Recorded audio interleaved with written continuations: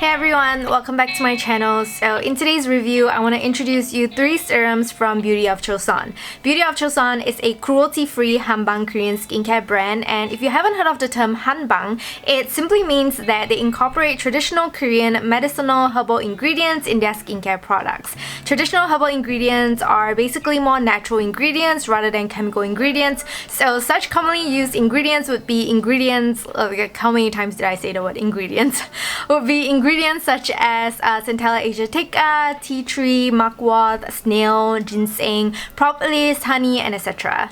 So the 3 serums that I will be sharing in today's video are actually Beauty of Joseon's new yet very hot selling products, which they have very kindly sent to me way over a month ago now. So without further ado, let's take a look at all the serums in details to find out which of the 3 is the most suitable for your skin type and current skin condition. I am wearing a shirt, by the way. I feel like sometimes you can't really see it.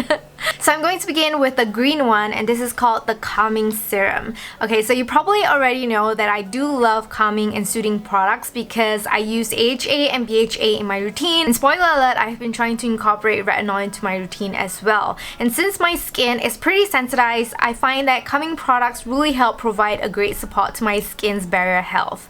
So this serum was the very first one I started using because I was eyeing on it already. Its main ingredients are 76.49% of green tea water and 2% of panthenol, aka vitamin B5, which I find just nice. Recently, I've spoken quite a bit about the Cosrx B5D panthenol ampoule, which contains 30% of D-panthenol, and honestly speaking, I feel like panthenol is in nearly every single skincare product. If you check all of your skincare products, I'm pretty sure that there are at least 2 of them with panthenol in them, which makes it even more unnecessary for you to use like a 30% panthenol ampoule.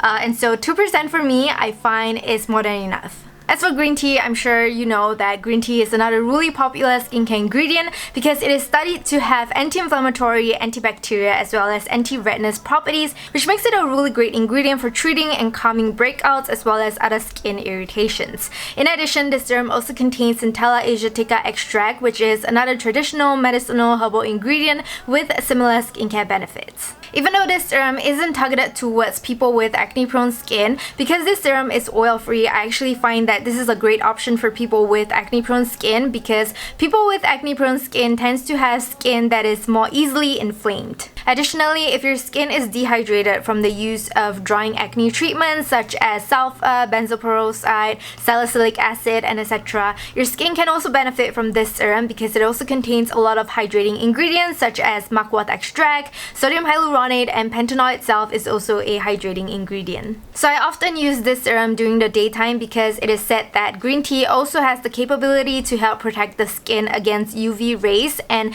out of all the 3 serums, this one has the lightest consistency, which doesn't make my oily skin feel heavy or uncomfortable. In conclusion, I want to say that this serum is one that will be suitable for most skin types, and I want to recommend it to people with sensitive or sensitized, easily irritated, and inflamed skin. I also want to recommend this if you are using strong acids like AHA or BHA in your routine, even though you can just cut back on the strong acids. From my experience, I've found out that using AHA and BHA more frequently really boosts its effectiveness on the skin, and so having a calming product in my routine really help ensure and maintain my skin's barrier health.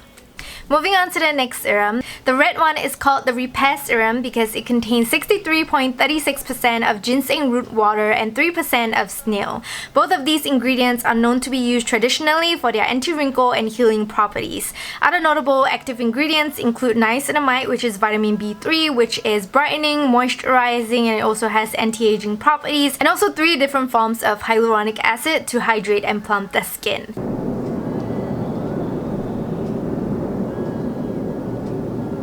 This is also a serum I've been using very often because, first of all, once again, it is oil-free, making it suitable for me to use it frequently. Secondly, because it helps with the healing of the skin and it also has brightening properties, it can really help boost the fading of acne marks and hyperpigmentation, which is actually one of my current skin concerns. Even though this serum has anti-aging properties and it's sort of marketed to be like an anti-wrinkle product, if wrinkles are seriously a skin concern of yours, I would actually recommend something else like a vitamin A or vitamin C serum rather than a ginseng serum. So instead of recommending this serum to those with skin aging concerns, I actually feel like this serum is more suitable for people with hyperpigmentation or acne marks. Because this contains snail, it does have a slightly thicker and slightly goopier consistency as compared to the calming serum, but I've never once felt that it was too heavy for my oily skin. Even though I mostly use this during the nighttime, sometimes I also use it during the daytime depending on how my skin is feeling, and yeah, I've never felt that it was too thick or heavy for my skin. The final serum is the yellow one, and it's called the Glow Serum. This serum contains 59.94% of propolis extract and 2% of niacinamide. Propolis was used traditionally mainly to treat inflammation because of its natural antibacterial and anti-inflammatory properties, while niacinamide, as I've mentioned earlier on, has brightening, moisturizing, and anti-aging properties. In addition, niacinamide is also proven to help treat acne because it can help reduce excessive sebum. So overall, niacinamide is a really great skincare ingredient that can benefit all skin types.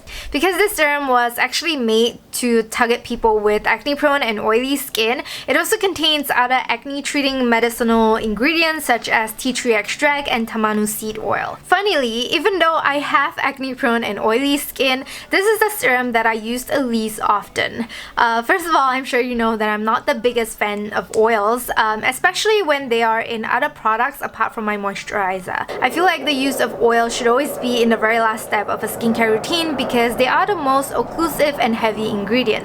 If you have oily skin, I also feel like there's not much need for us to apply additional oil on top of our skin because we already have natural oils on our skin. Nevertheless, I do still use this serum at times, especially when I feel like my skin could benefit from the extra moisture sealing properties of the Tamanu oil. Although it gets absorbed in pretty quickly, it is still noticeably thicker and stickier than the other serums, which is why I only use this at night, and when I do use it, I will use it at the very last step of my skincare routine, and I will just apply a very thin layer of it. So generally, this isn't a serum that I will recommend offhand if you have acne-prone skin.